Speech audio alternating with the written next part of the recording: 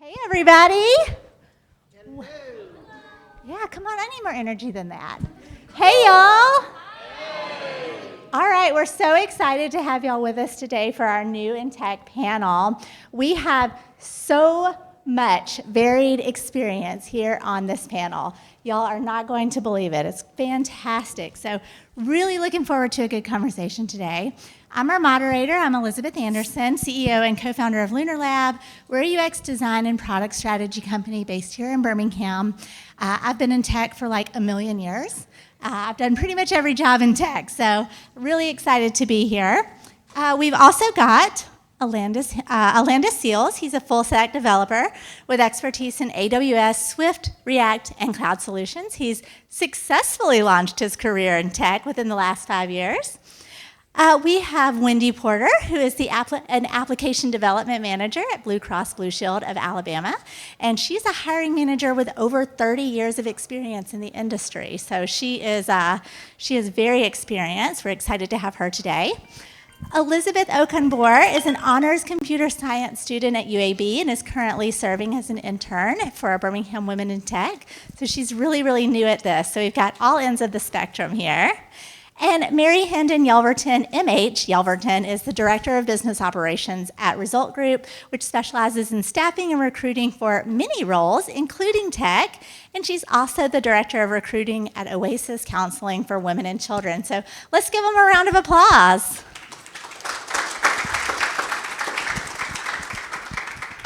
All right, so since we have such good experience here, we're going to cover the gamut. We're going to start at the very, very beginning with actually breaking into the tech field. So I'm actually going to start with MH for this question. Tell us about why getting that first tech job is often harder than people expect it to be, and how can early career candidates overcome some of those barriers? That's a great question, and I'll just be super honest because I'm a blunt person. If you know me, you know it well. But I actually did not get the first time I interviewed for the company that I was with for over 11 years. I didn't get the job on the first interview, that was a new experience because I was interviewing for all entry-level positions in Nashville, and that was the time of all the scam companies. So every job I interviewed for, I actually got. There's a Hulu documentary. I'd definitely check it out. And so it was something that I wasn't used to, and because they were all entry-level jobs, and I knew I really wanted to work for them, and it stung. It was not good. But I took a job as a traveling project manager, and I got a call 3 months into my project, asking them from the company, from Result Group, asking me to come back and work for them. And so I always had an interest in technology. I always had an interest in computers.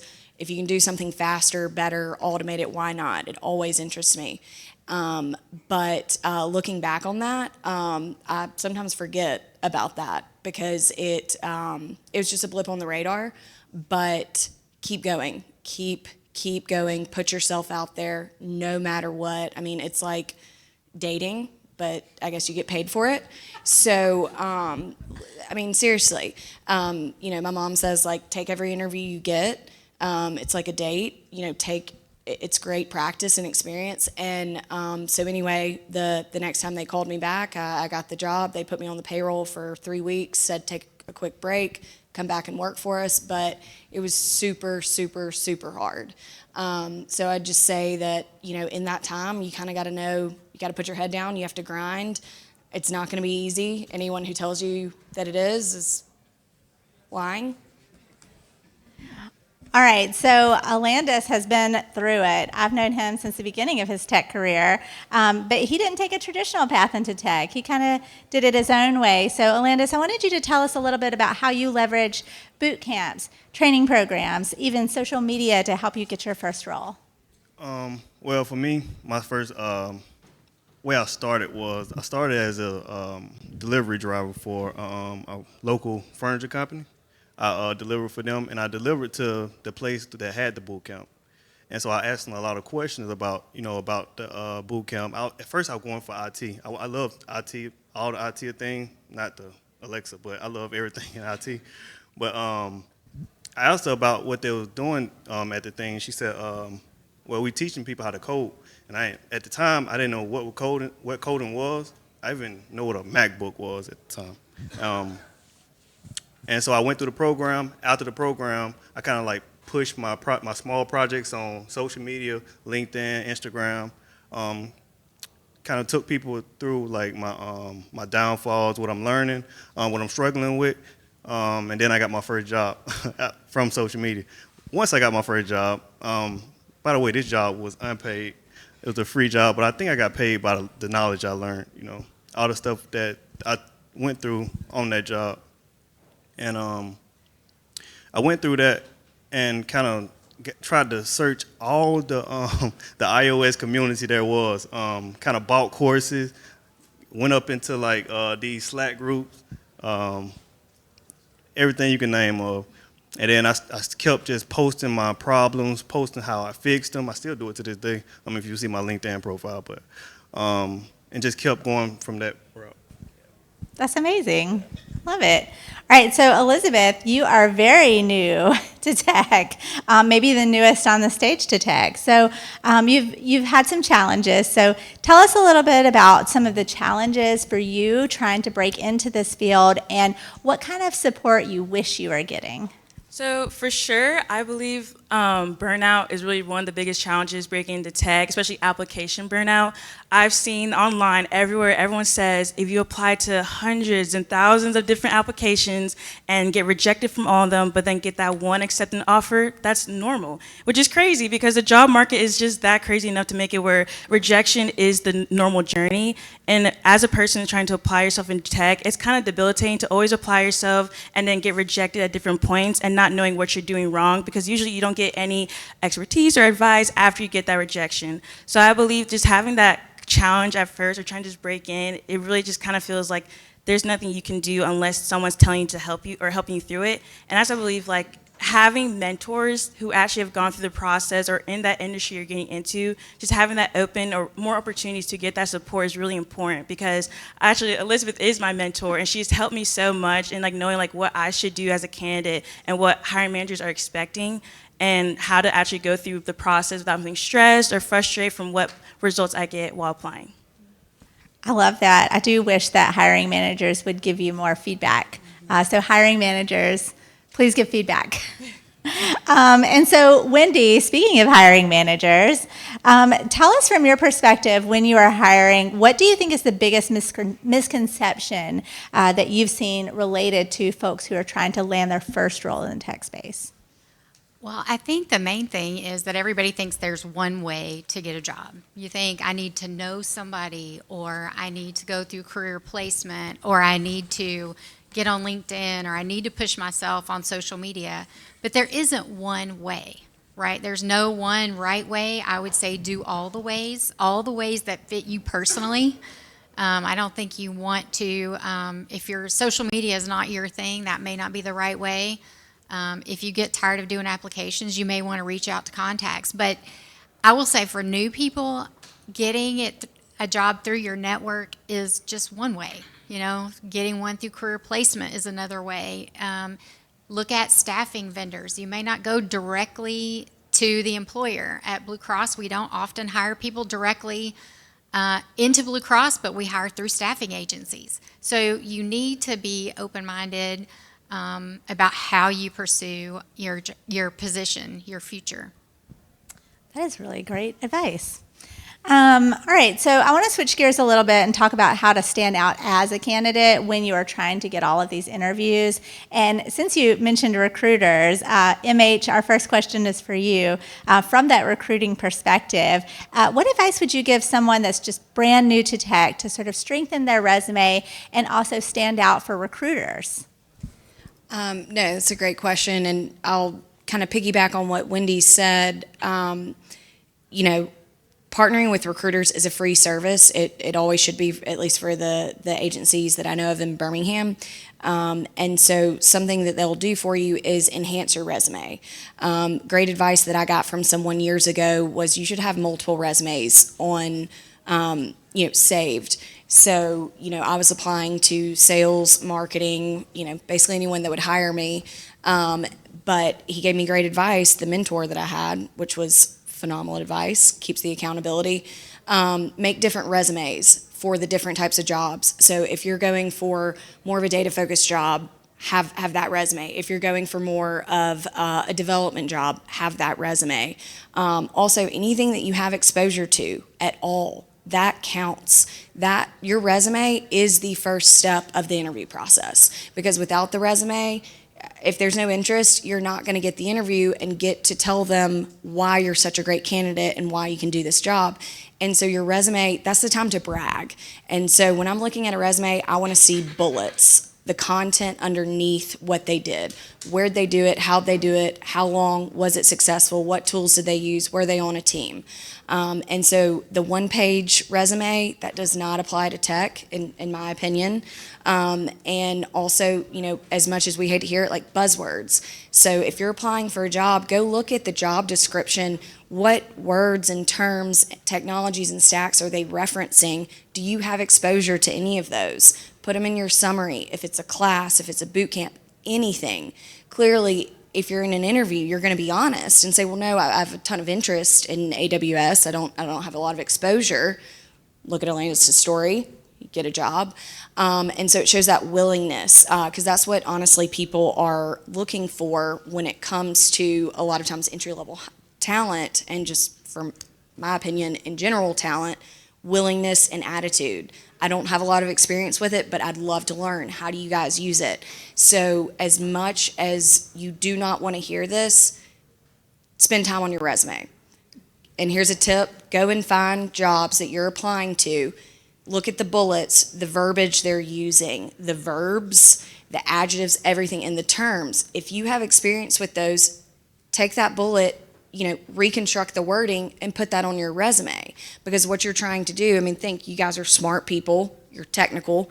What are they doing? They're trying to map up, does this resume have the content that I'm looking for based on the job description I'm trying to fill? And so your resume, that's really what you're trying to do, is meet that. Now beyond that, that's interview skills, and that's simple as well. But I would say study your resume. People don't look at their resume. Study job descriptions, or not study, utilize them to your advantage, because the job description is written by the person who's probably going to send you the offer letter. So pay attention to it. And a GitHub, if you have a GitHub, be active on it, put it on there. If you have a personal website and you're not really even proud of it, put it on there. That is, your resume is your first round of your interview, period. End of story. And if you didn't put time and energy into it, why in the world would I think you're going to put time and energy into a job? I love it. So once everybody's got their resume and they've got it out there, Wendy, when you are hiring, just from your perspective, what stands out on those resumes, and what helps you feel confident in investing in somebody who's maybe very new to tech and doesn't have a ton of experience? From the resume, I usually look for the standard things that Mary mentioned. What tools have you had exposure to? What have you done? Project-wise, do you have a GitHub? Do you have all those things? But the other thing I look for is any kind of work experience. I know some of you have been very fortunate, I hope, and have gone through college without needing to work your way through, and some of you are working your way through. But whatever you're doing to work today matters to me. There is something on your resume that I can apply to the job that I'm going to offer you. If you are the delivery driver at the local sandwich shop, then I know that you have to get to work on time, and that you need to deliver a sandwich, and you need to deliver it quickly, and you need to be polite while you do it. So those are things that you can pick up. They don't have to be directly IT related, but if you worked retail, you worked with customers, unreasonable people, and those people exist in the IT world too. So I think you need to have some other work experience. If you are lucky and you went through college and you don't have to work, get a job. It doesn't matter what you have, a job will matter. It will make you look better. This sounds kind of mean, but I don't want to teach you how to work on the first day. That's not fun. That's not mean. That's not mean. I don't want to teach you how to have a job. I want to teach you IT. I want you to teach you my business. I don't want to teach you to show up on time. I don't want to teach you to be polite. I don't want to teach you how to dress. So I know that it does seem kind of harsh, but we do have folks who aren't thinking that through. You need that experience. You need to work somewhere. It really will help you. And I'll just second what Wendy said. I see that so often where people don't include experience that it's not IT related. So I'm not going to put it on my resume. To Wendy's point, it shows me you had a responsibility, you had to show up on time, you had a boss, you were a part of a team. Also, the majority of those positions typically involve customer service. And I'll just go ahead, spoiler alert, tell y'all, this industry doesn't have a ton of people who are great at customer service and being client facing. So if I see someone who has worked in a call center, that's actually what I did before. If someone has been a delivery driver, if you've interacted with the common public, if you've worked at Chick-fil-A, you've been a waitress, your resume is going to go to the top of the stack for me because you know how to deal with the common public, which I know 50, 60, and 70-year-olds who've never had to deal with the common public, and you can't teach that. So put it on your resume, and if they choose not to, go with you because of that, great. I mean, thanks for letting me know now. That's their loss. Exactly, Yeah. because it's work ethic. You had to have a job. Put it on there. You should be proud of it, and it gives you more content to speak about in that interview. You are absolutely right. All right, so Elizabeth, let's hear from you you're so early in your career. What tools and resources are you using right now or that you have found helpful to build out your career and especially your portfolio? Yeah, of course, I really believe that networking is one of the biggest or really most important resources I've used so far in my career. I really believe that going out and connecting with people first and actually listening to their advice and actually meeting the people and seeing what they've gone through really helps them to figure out what you're trying to do for yourself. I think in tech, a lot of people who start out don't know what they want to do. So actually networking and talking to people first and seeing how things work has really helped me in my career to figure out this is what the path I want to go on and make it easier overall. And even then, when I do go apply and see those different application requirements or job requirements and see what companies need from me, I usually just go out of my way to actually apply myself and use what they use in that career. For me, I want to go into front engineering, and a lot of engineers use Figma or Framer to really just prototype what they're using or what they actually want to create. So as my own goal or just going out into it, I would just use Figma or create projects based on what careers or what companies want from me as a way to almost give me a foundation to start up and actually know what I'm getting into in that industry. And then outside of that, I overall think that just looking at tutorials, talking to people, watching how things are done, and just following that kind of formula has helped me overall. I just feel people just usually try to do things on their own, but it's okay to ask for help. I feel asking for help is really kind of not the standard anymore. It's okay to be independent, but in this industry in tech, asking for help is so important. And it doesn't show you're prideful. It shows that you're willing just to say I need help. I need someone to help me guide me along. And that's honestly one of the biggest resources I have, asking for help, asking questions, and then going on my way to do something on my own. You're so right that making that ask is incredibly important, especially when you're networking early in your career. So I don't want to scare everybody, but it's not all fun and games out here when you are doing everything. And I wanted Alandis to talk to us a little bit about what advice would you give to people for when they're in this early stage and they're kind of trying to get into this career, but there are some shady people out there. So how do you avoid getting scammed by these fake coaches or these scammy boot camps and things like that? I spent some money, guys. But the only thing I learned from, fake coaches, they all tell you to work harder or you got to learn Ansible or these other DevOps tools, but nobody even told you to focus in on the basic, on the fundamental part. And then once you focus on the fundamental part, don't be scared to just to lose, to fail. What I'm trying to say, just try to build and break, then build it again. You know, like dig deep up into like the fundamental first, before you try to go to the new tech. That's And- exactly why you got that job.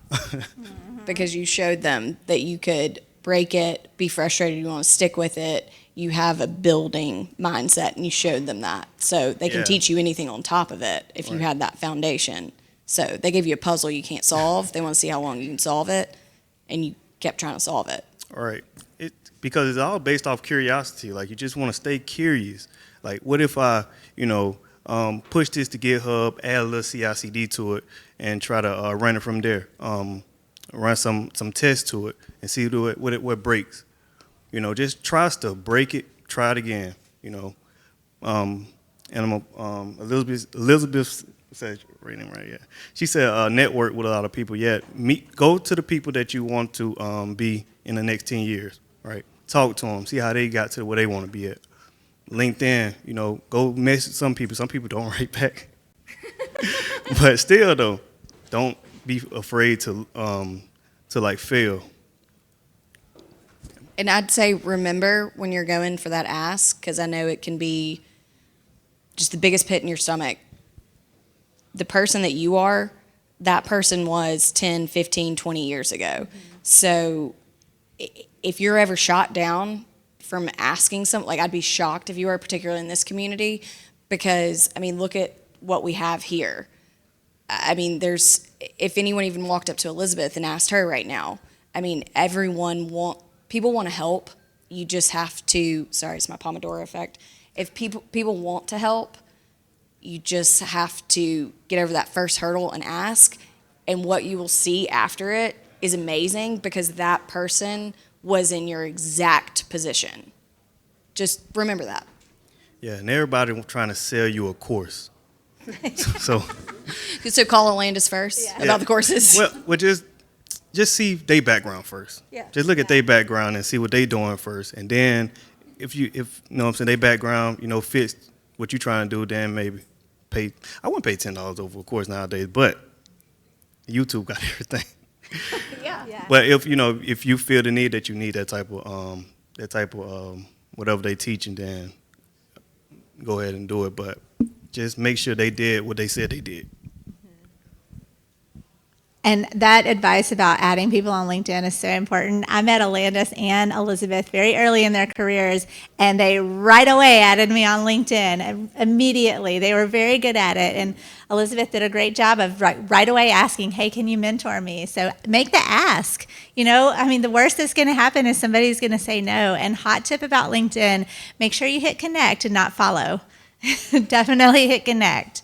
So the field's super crowded right now, as we know. We're seeing a lot of layoffs, and a lot of people are very worried about AI replacing people, especially in early level roles.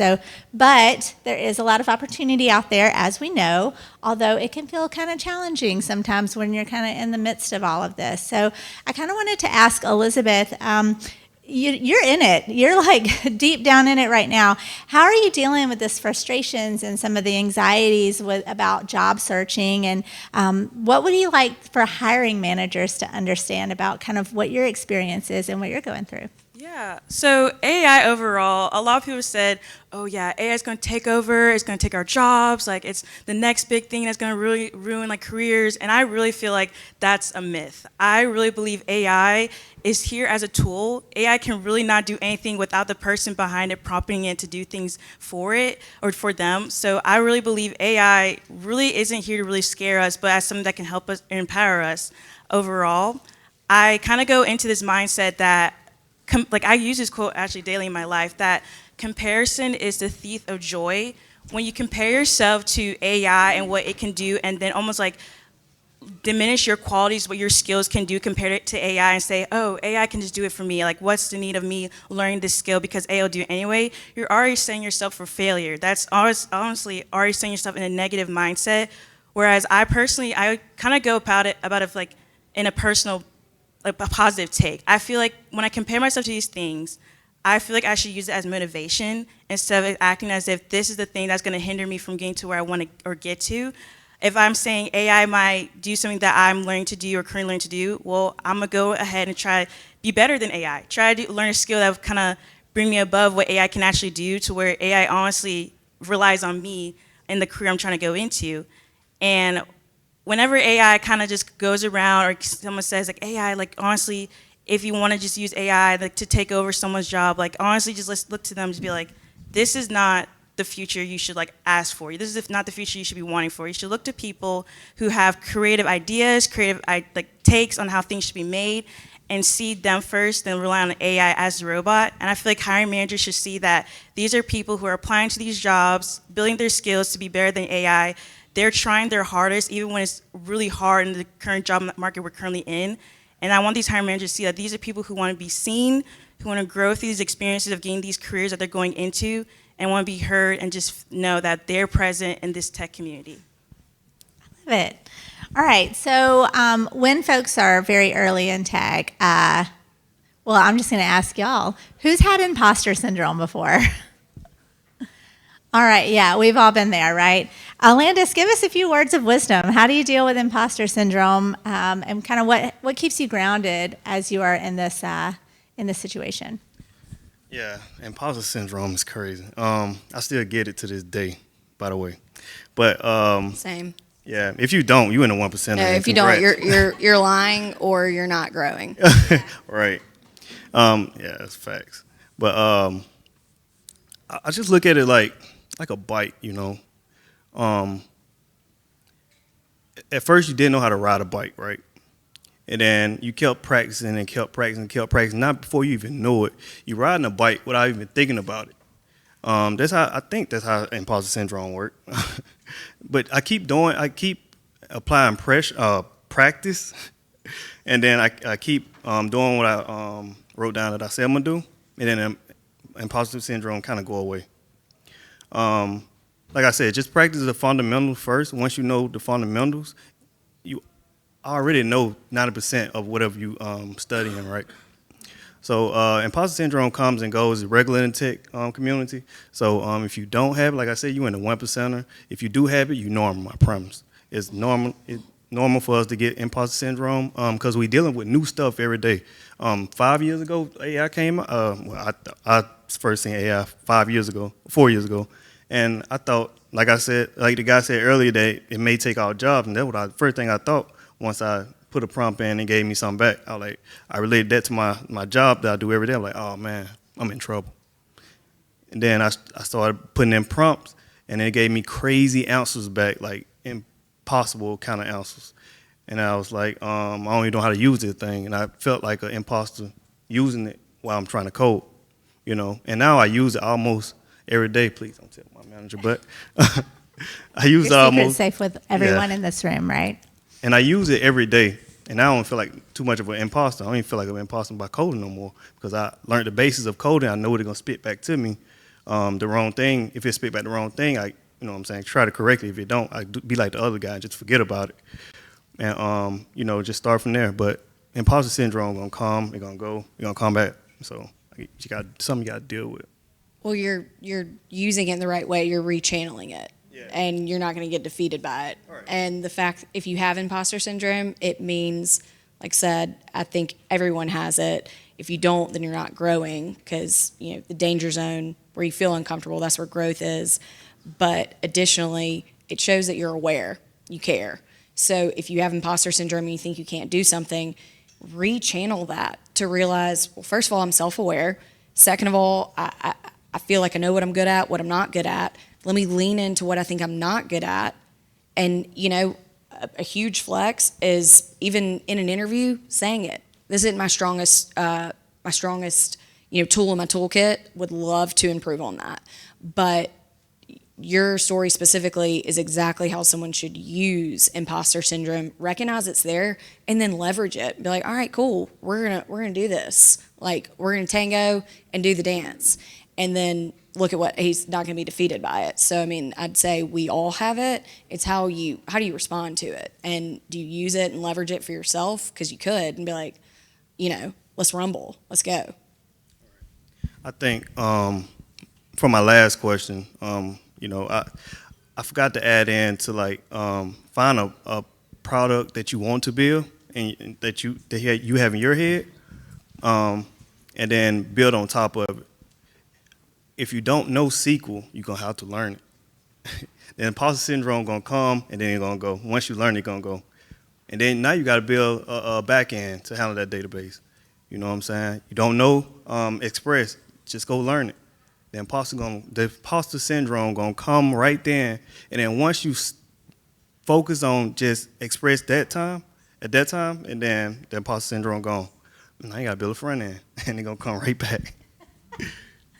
I love it. So let's wind up today with talking about the other side of some of the frustrations with this entire situation of bringing new people into tech. So on the recruiting and hiring side, you know, it's hard for everybody who's applying for all these jobs, but it's hard for you too, because you've got all these totally amazing candidates and you've just got a flood of resumes to go through, and that's a totally different challenge to face. So I'm going to start with MH. MH, on your side, what is one thing about how tech companies are currently hiring and onboarding folks that you would like to change, and what would that be and why? Something that I'd like to change would be the salary grades and the buckets that people have to fit into. Obviously, we're talking about organizations. It's capitalism. There's a bottom line. There has to be a group of individuals who talk about the budget quarterly. However, I wish there were more, I don't want to say exceptions, not the right word, but the amount of managers, and Wendy, I'm sure you've seen this, where you have a position open that's mid-level and you end up, you know, interviewing someone who's a little bit below technically what HR classifies as that salary grade. You miss out on a great candidate. Now, Wendy's someone who's great, who's going to make sure that her colleagues know about that person. Hey, here's a great entry-level person that's not going to work for my salary grade. But that's something I'd definitely like to see change. But at the same time, I can't fault anyone in HR. How many managers have gone and walked down the hall and educated them on their team, what they do, what they're trying to accomplish, the gaps they have, the retirements they have, and maybe sometimes those protocols and parameters that help a business run may not help that individual team run. And so that's where I'd you know, it kind of falls back to those hiring managers to go and have that relationship with talent acquisition and HR to say, hey, this job description or the salary grade is a bit of a hindrance. I met a ton of great candidates at SLOSS.tech. Could we talk about opportunities maybe for these individuals? And so I see both sides, but I would love to see a bit more flex there. I love it. And then last question is for Wendy. Wendy, when you're looking at all of these resumes, what are the biggest factors that set the entry-level candidates apart for you? And is there anything that you see on a resume that makes you just think that's the one? We gotta interview this person? No. There's not, I would say not from the resume. I mean, honestly, none of my decisions are made strictly from a resume. I will always interview multiple candidates. I want to know that person. It's not just about your technical ability. And that's really all I see on a piece of paper is what your accomplishments are and what they might be. But what I really need, if you get the opportunity to interview, is I need somebody who can hit the ground running. And even if you're running from, you're starting way back there, I want to feel like you're coming in with enthusiasm, with an interest for the job, that you want to be there and that you're going to put forth your best effort to be there. I know in our market today, we want you to have work-life balance, and you're going to get that on my team. But I want you to act like you don't care about it. You really do want to let people know that you have an interest and an enthusiasm when you get there. But there's really not one resume. I can't say that I've ever looked at I will say, I guess I've seen resumes where I said, nope, not this person. But do I hire straight from a resume? Absolutely not. Not even during COVID when I couldn't, I just never would. I need to know you personally and how you're going to fit on my team. I love that. So don't feel too much pressure on that. Do a good resume, but don't feel like it's the make or break. It doesn't define you. Yes. I mean, Yeah, I've hired people with typos. I mean, I advise against typos, but, you know, that's not the end of the world right there. I mean, it really is your personality. You need to let that shine through, and, you know, being a team player, being enthusiastic, those really are the things we're looking for. I love it. Well, we are at the end of our time, so just a round of applause for our amazing panelists. They were fantastic.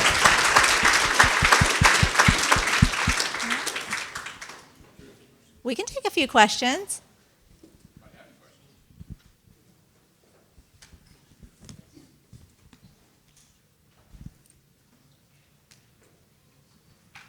Hi, so when y'all said to make multiple resumes, would that still apply to someone that's only applying to one type of role? Like they're trying to only become a back-end developer, or they're only trying to become something else, like one specific role, not trying to apply to all the different like sales or different departments? so it depends on your experience, I would say, but I'd challenge yourself and sit down and be like, well, if I applied for a front-end job or a full-stack job, what would the resume look like? Would it be any different? Because typically, when you put yourself in that space, you'll realize you have more experience than you're showcasing on that original resume. And so maybe just as an exercise, but I mean, if you're dedicated and going to be back in, but everybody loves someone who can do more than one thing.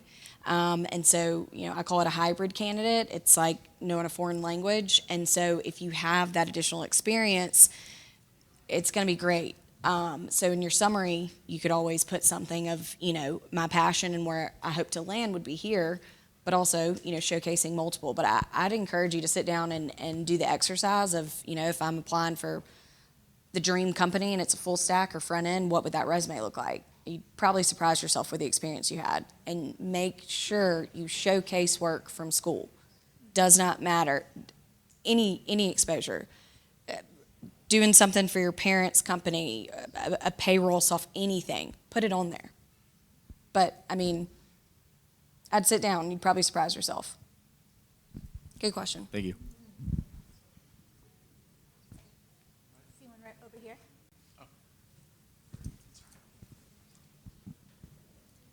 So this question, I really relate to Alandis over there because I actually went through a boot camp myself. I didn't have a technical background when I started off. So I mean, I'm technically starting off like a year and a half into my role as a developer. But would you advise those with no technical degree to go back to school maybe for a technical degree, maybe a master's, or even just getting a bachelor's or anything like that? I'm not against education, but I really don't. It really depends on the job you're trying to get. I say that. Who you want to work for? Yeah, who do you want to work for? I don't plan on going back to school. I feel like I'm not trying to be cocky, but I feel like anything that's on the resume, on the job description, I can go out and learn on my own. Got many books, like I said, YouTube out there. Documentations, some languages have great documentation you can just look on. Some of them even have tutorials you can follow by. Yeah, it all depends on the job you're trying to get that requires that credential. Yeah. Can I just add to that? I'm the CEO of a tech company, and my degree is in music theory. Which is very technical in itself, but I said that to say that so much of my experience in tech has been things that I learned while working and spending time and opening my eyes for opportunities within the work that I was doing. You know, I learned release management on the job, and that was just not something that anybody else was doing at the time. I learned a lot about DevOps just because somebody at work needed to do it, right? And so don't overlook learning on the job and what you can do. I think school is valuable, and I would never tell someone not to do it, but you can learn a lot just at your work. Also, it'd be great to find an organization that would help you get that degree. Yes. Or additionally, if you do know you want to work for a certain institution, Alabama Power, Blue Cross, Southern Company, Protective, certain institutions will require a 4-year degree. But if that's not on your bingo card and something that doesn't appeal to you, it's not going to hold you back. Certifications are great too. You can also get lots of certifications. Sometimes your organization will pay for them. Ask your boss, like straight up ask about it and let them know like what the benefit is to those certifications, because certifications are hot. Yeah, and I would say we don't require a degree all the time for candidates, but your career track could be limited without a degree. If you want to manage software developers, if you want to, advance further, then, usually you're going to need a degree for that, not just a certification, but people learn all day, every day, and that's the other thing I wanted to say. If you, in tech, you're never going to stop learning. There will always be a need to learn something. You're never going to get there. I'm not there. And I learn stuff all the time, and so will you. I mean, that's the fun part about the job. And Music Yeah, theory? we don't necessarily look at the type of degree, right? If you have the technical background, I don't care what your degree's in. most organizations, if they require a 4-year degree, it's just a 4-year degree. If it's super specialized and niche and you're going to be, managing a SCADA environment and a power grid, potentially. But no, the 4-year degree, it goes back to that salary grade and that check from HR to be able to say that person can be a director, that person can be a VP. So honestly, back to what Elizabeth said, find a mentor. There's probably several people here and that that you're like, I would love to have their career. Have coffee with them, ask them, get their honest opinion, and then make your list of target companies. And if none of those are ones that you really, think about it before going back, because that's not going to define you on your success. Here I'm Surya. So my question is, like, whenever we apply for a position, there will be basic qualification and requirement and preferred qualification for every applications. So even our qualifications meet and the requirements meet exactly with the resume, our application might reject, which means the employers are seeing other qualifications that the candidate might not know. So could you please brief on that? So being able to apply to positions that you have the qualifications for, but they're not being seen. Honestly, my suggestion is going to be something that's a little rogue, but that's kind of my style. If you're applying for a job and there's someone who's posted that job, message them. Tell them your specific interest. Humanize yourself. Even if you can't see the person who posted it, go and look at the company. Go to the people section of the company. Do you know anyone who works there? Reach out to people in the department. Say, hey, I applied. Do whatever you can in that sense if it's a job that you're truly qualified for. And essentially, that's today's cover letter, is taking that extra step to humanize yourself and say, hey, I've read the job description. I'm interested. I know what the company does. I'd like to be vulnerable and put my name out there.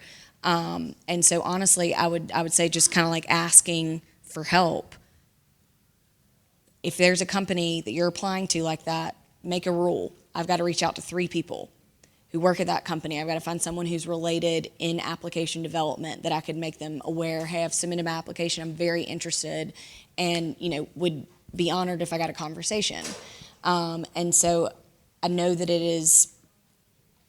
it's a lot. It feels just, you have all the qualifications, you're reading that. But you have to think about how you can stand out. And if someone gets an individual message, I'm going to take time with that person. And so I would challenge you to do that. And I know that's difficult as a technical person, to try to humanize yourself and be vulnerable and say, hey, I'm really interested. I like what you guys are doing. I submitted my application and would be honored to be a part of the interview process. So probably not what a developer or a technical person wants to hear, but I think it'll make the difference. And other developers aren't doing it. Thank you. And I'll just leave you with write it from the heart, not from ChatGPT. As a hiring manager, I can tell, right? Just be real. Just be real. It sounds like a job that I'd have a lot of fun at, and I'd be interested to hear about your team. Yeah. Just be honest. I mean, because the person reading that's gonna be like, I'd love to have an interview with this real person Yes. rather than someone who's like, my strengths and weaknesses, where I see myself in 5 years. Be real. Well, thank you, everybody. Another round of applause for our wonderful panelists. All right. Thank you. Thanks, everyone.